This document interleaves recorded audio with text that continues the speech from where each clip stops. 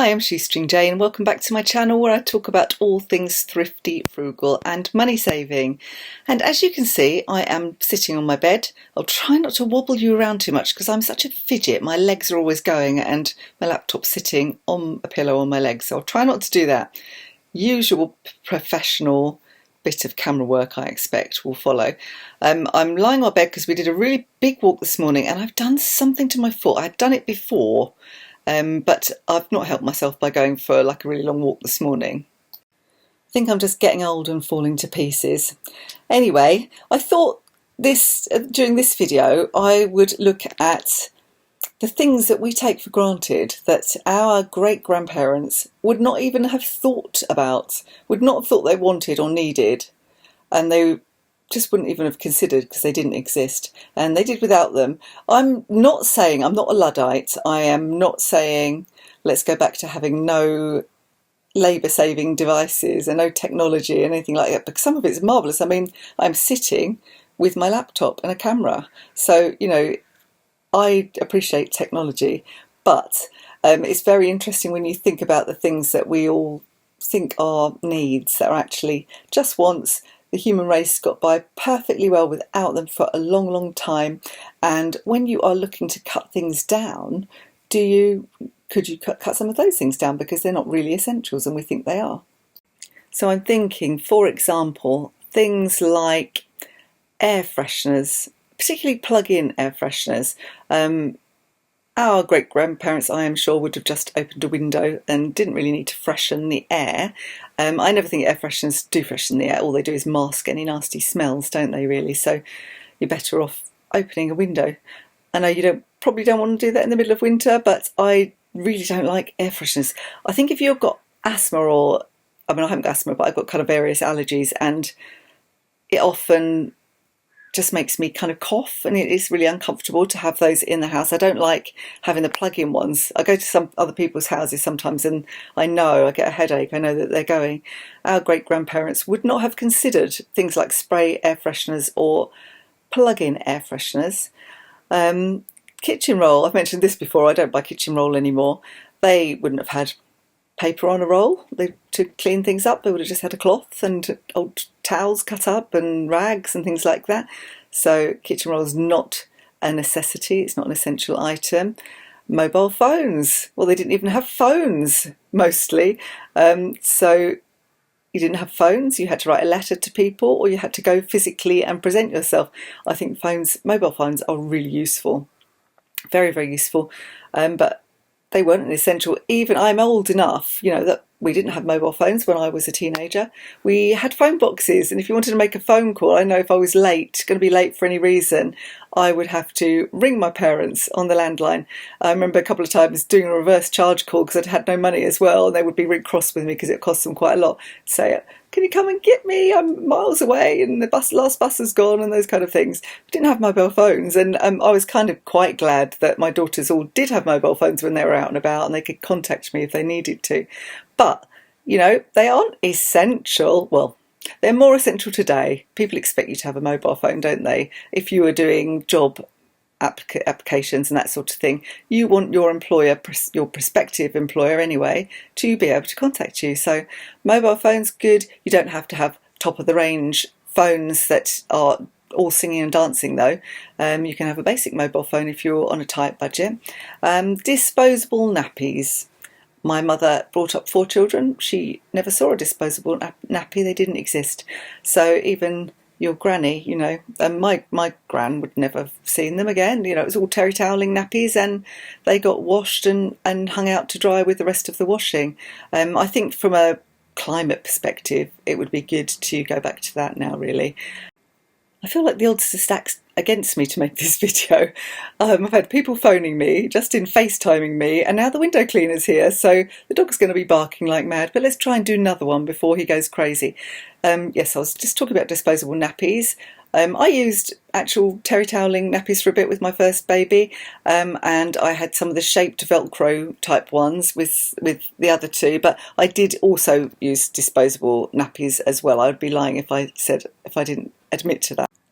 Another one is disposable dishcloths. So our grannies all had knitted dishcloths and or just rags again, you know, things that just fabric made from whatever, to wash the dishes and scrubbing the dishes and that sort of thing. Oh, here he goes. Honestly, it's bedlam here today. I'll get this video done in a minute.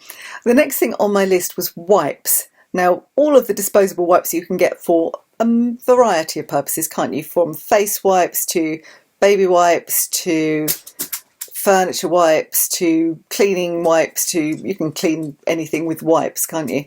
All of those things, they wouldn't have known about those. They'd have just used, again, just rags or scrubbing brushes or, you know, whatever they had to hand.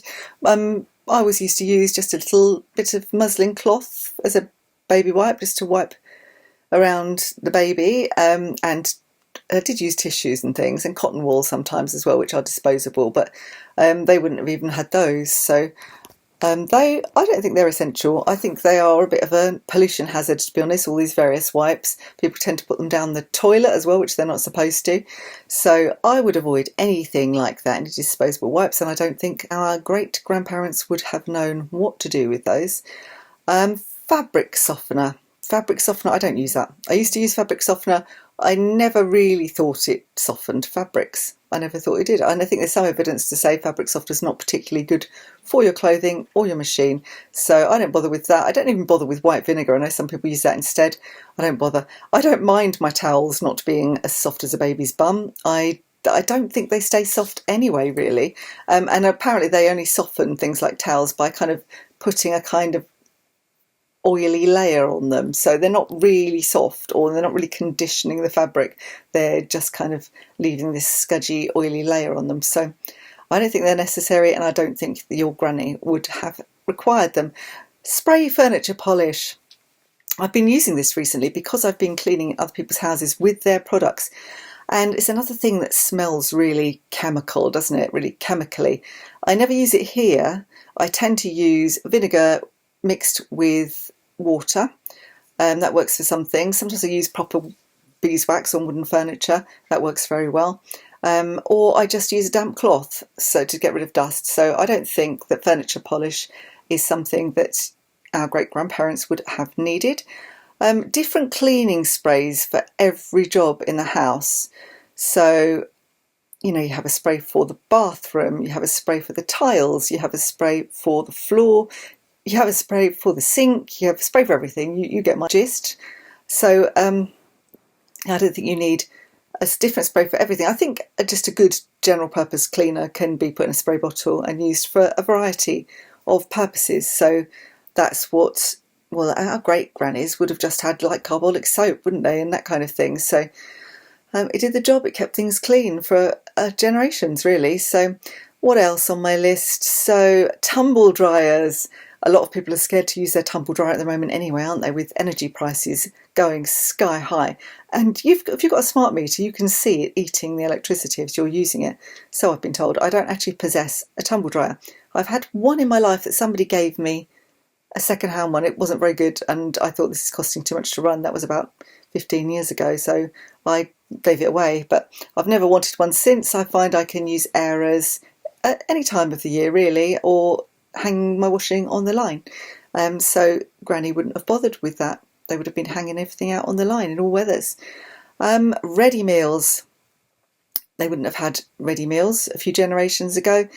They didn't exist. So if you wanted something to eat, you had to make it. And to be fair, this put a lot of burden on the women of the house, and it meant that the women of the house didn't have time to do anything else except housework and cooking. So I am kind of aware that whilst I am saying these things, it does kind of bring the burden back. And again, it's still, even now, it's still likely to be women that do more cooking than men. Not entirely. I know there are some men out there who love cooking and are really good at it. Same with cleaning, you know. These people use these things because they're quick and we're busy. But if we're talking about a more simple existence and how our great-grandparents may have lived, then that's not something. Ready meals would not have been a thing. So ping meals, just not a thing. You just would make something. A quick meal would have been like a jacket potato or something, I guess. When we were kids, if Mum wanted to do something really quick, it would have been a jacket potato, or she had a proper chip fryer. She'd do some chips in that, something based around potatoes and eggs and things like that, quick meals. So they didn't exist. I'm really only saying this just to kind of, well, for two reasons really. A, because we spend a lot of money on things that we think we need that aren't needs, as I said before, but also a lot of these things that we buy are really quite damaging to the environment, and if we didn't buy them, that would be a good thing as far as I'm concerned. So it's good to kind of think of it on two levels, I think. What else is on my list? Take out food in polystyrene boxes or any container really. I know McDonald's have reverted to kind of paper and card now, which is good. There are still some takeaway places that give you polystyrene boxes which are completely unrecyclable. Some of them come in the almost like Tupperware type plastic containers, and they are reusable, and I use those a lot. So whenever I come across those, I use them a lot. However, getting back to the point of the takeaway food, it's not essential. There must have been, I don't know when chippies came about. I guess there would have been a fish and chip shop to get the odd takeaway. I think they've been around most of the 20th century anyway, haven't they? Somebody who knows about history could tell me this, but not the plethora of takeaways that we have now, and all of the packaging and stuff that comes with it. They wouldn't have known what to do with those. Instant rice or noodles, I mean the kind of things that are kind of ready cooked and you get in a plastic pouch. It doesn't take any time to make rice or noodles, and people are funny about cooking rice. I know there's a big conversation about cooking rice on my Secondhand and Frugal Life, my Facebook group, the other day, and I was thinking rice is really not difficult to cook. I don't know why people find it so complicated. Perhaps they keep stirring it and release all the starch. I don't know, but I think if you just put your rice in the pan, measure out some water, just enough so it'll cover it by two, I think. Give it one stir when it comes to the boil, and then just leave it. Works for me. It works every time. Same with noodles. They take literally no time to cook. I don't understand the takeaway ready cooked ones because they take 2 or 3 minutes to cook. What else we got? Plastic carrier bags. Well, we're moving away quite a lot from plastic carrier bags, aren't we? We've got a lot better at taking our reusables with us. But our generations ago, they just didn't have all those plastic carrier bags. Portable computer games. So I know it doesn't have to be portable. Any kind of computer game, really. We didn't have them. I think if you're a parent, they're probably a flipping godsend, particularly during the summer holidays. But I'm just talking about things that are wants, not needs. Any kind of computer games, portable computer games are not essential. Granny wouldn't know, well, she really wouldn't know what to do with those. At least I say she wouldn't know what to do with the takeout, but of course she would, she'd eat it. What else? Computers. Just weren't, I mean, even when you think, I mean, God, if you're a younger generation than me, you just have grown up with computers. You take them completely for granted. You probably cannot imagine life without it. I'm probably just at that generation where I do remember life without it. When I started working in an office in my 20s, we had a computer, and it was a big Apple one, and it was a mystery to most of us. I think one person vaguely knew how to use it, and you had to do stuff. You had to write little programs for it to make it do something. Didn't really have a clue. And then suddenly within a few years, Amstrad was selling them really cheaply, and you could get all kinds of computers. And now they're almost throwaway, which I think is quite shocking when you consider what they're made of. You know, new computer, that one's going a bit slow, whatever, let's chuck it out and get another one. So they wouldn't have done that. If they did have a computer, they would have looked after it and used it for years. But they got away without needing any computers, and it was different times. I love the fact that I can use my computer. I use it all the time. So as I say, I'm not a Luddite, but it is a want, not a need. In my case, it is a need because I use it for work. But anyway, next on my list, liquid hand wash. The same with liquid soap of any description, really. Solid soap would have been what you used. That's what you had. You wash your face, your body, your hair with it. And we're going back to that because we're being more kind of eco-conscious, really. So all of these plastic bottles full of hand soap and shampoo and all of the other stuff, shower gel, that kind of thing. I do buy shampoo sometimes in bottles. A lot of the time I use solid shampoo, but I haven't bought hand wash. Really never got into it, actually. I went for a little phase of buying it. My girls always used to moan, why have we got any hand wash? Don't need it, got soap. So I don't buy shower gel.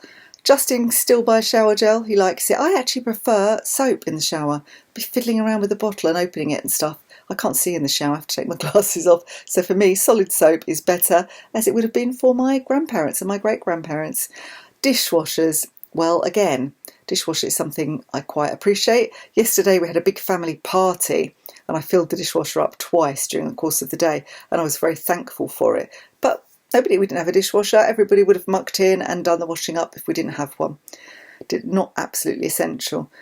Satellite, cable TV, any TV, actually, if you're going back generations, having a TV was a thing. The rich person in your street would have had a TV and you'd have all gone round to watch it on exciting occasions like the coronation of the Queen. A lot of people didn't have their own television set. So it's not an essential thing. It's possible to do without TV. Some people do. It's certainly possible to do without all of the channels that we get on the various packages that we can sign up to. So it's not essential. It is quite nice. Again, I'm not saying I don't use these things. I'm just saying, if I'm cutting back, if I decided to cut back on things that I absolutely need, then I wouldn't need any of those. I could just use Freeview. I did that for a while. We've actually got Netflix now, but for ages it was just Freeview, whatever was we could watch on terrestrial TV. Microwaves, again, nobody had a microwave. I remember if any of us got back for dinner a bit late, Mum would have kept our dinner warm in the oven, and if it was too cold, it would go over a pot of boiling water to warm up. You'd put that and put the lid on top. There was no microwaves, and you certainly wouldn't cook in a microwave, so they're useful but not essential. Fizzy drinks. My daughter is addicted to fizzy drinks of one thing or another. I never got into them, don't really like them. I feel like they rot your teeth. And when I think I saw an experiment where somebody had put a coin in a glass of Coke and it came out super shiny and people clean their toilets with it and that kind of thing. I think, I don't really want that in my body. I don't want to drink that. Not just Coke, anything, anything fizzy. You don't need them. It's not essential. Fake tan. Now, I come from Essex, so a lot of Essex girls will say to me, I'm sorry, but fake tan is essential, even including my daughters probably. It's not essential. Botox, again, I could probably do with a bit of Botox, but I've got better things to spend my money on. It's not essential. Social networking, so all of our Instagram, our YouTube, our Facebooks, they're not essential, are they? Twitter, what's the other one? TikTok. I don't do TikTok. I'm a bit of an old woman when it comes to that. Haven't got a TikTok. They are not essential, although we kind of so much build our lives around them. And anybody has a business now, you really are expected to be social media savvy. I'll do a little bit of it. I've got a Facebook page. I do have a Facebook group, but it's not really business related. But I've got an Instagram page, which I do not update very much. But, you're kind of made to feel that you've got to keep up to date with all of these things. And I just found they just took too much time, too much of my time. I can't be bothered. Our grandparents would not have expected an annual holiday, let alone an annual holiday abroad. A day at the seaside, if they were lucky, would be nice. So I don't go abroad very often nowadays. I would love to go. There's some places I'd love to visit, and I've been to lots of places in the past. I do feel guilty flying. I think my carbon footprint would be too high if I did it regularly. It's quite expensive, although having said that, flights are ridiculously cheap these days. It's expensive when you get there though, isn't it? So they wouldn't have expected that. Annual holidays are not essential. An annual rest period is essential. So you could have a holiday from home and just go to places in your local area and visit, free attractions and that kind of thing. You don't have to have an annual holiday if times are tough and things are a bit tight. Think about your grandparents, they wouldn't have had an annual holiday. Cheap air travel, so same thing really. Cheap air travel, it didn't exist. Air travel didn't exist for a while, and then when it did, it was very, very expensive, and only really quite well-off people could afford to go anywhere on a plane. I didn't go on a plane until I was...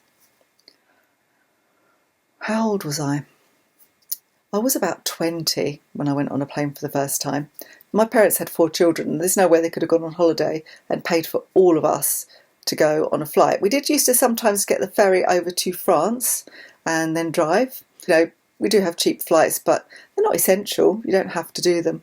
So I could go on and on and on. But as I've said before, it's not about stopping progress. I don't want to revert to a time where we didn't have vacuum cleaners and we didn't have any labour-saving devices, and all of the onus of keeping everybody fed and clean fell to women, and they couldn't therefore have careers and go out to work and that sort of thing. But when you are looking to reduce your budget, if you just if you're looking to simplify your life as well, if you just think about, perhaps not your grandparents, it depends how old you are. For me, it would have been my grandparents or your great-grandparents, how they would have lived, what they would have made of some of the things that we can buy in the shops today, whether those things are really essential, whether you could perhaps, be a bit more eco-friendly by not going for all these kind of marketing ploys that make us feel that we have to have liquid hand wash, that we're somehow lacking if we don't, and we have to have things like Botox, and we have a lot of pressure on us to look a certain way, don't we? Maybe be a bit of a rebel, and turn your back on some of those things and save money. Another one that's just popped into my mind is Kindles and those kind of e-readers. No, we didn't need them. We had books. We still have books. I still quite like a book. I like a good book to read. I'll show you the one I'm reading now. It's a really good one. It's called Islands of Abandonment by Cal Flynn, who is a woman. She's a journalist, and it's a really beautiful book. And she goes around the world looking at abandoned places. And there are places like Chernobyl, for example, and much less obvious places where humans have had to retreat for one reason or another. And she was looking at the way nature has somehow come back in to reclaim the region, the area, and some bits where it's so destroyed that nature just can't even do that. But sometimes animals and creatures have evolved really quickly to live in hostile environments. So it's kind of a hopeful book, but it's also quite a sad book. When you read it, you realise just how much damage we've done as humans. So that's what I'm reading now, a real book. So I think it's really worth looking at those. You can get them from the library, you don't have to spend any money on them. So that is it for today. My little ramble for today. My foot feels a lot better for just sitting on the bed and putting it up for a bit. So I'm hoping I can take Archie out for his little ball play in a bit. Anyway, if you liked this waffle, please do give me the thumbs up and don't forget to subscribe. And I will see you next time. Bye for now.